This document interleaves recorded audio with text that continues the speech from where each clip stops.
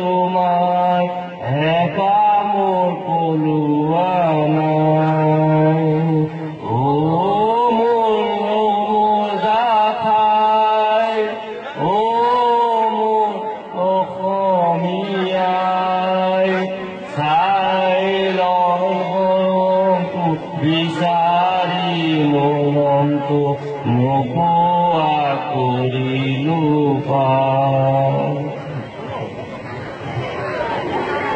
ইমান আপোনালোকে ধৈৰ্য সহকাৰে সভাত উপস্থিত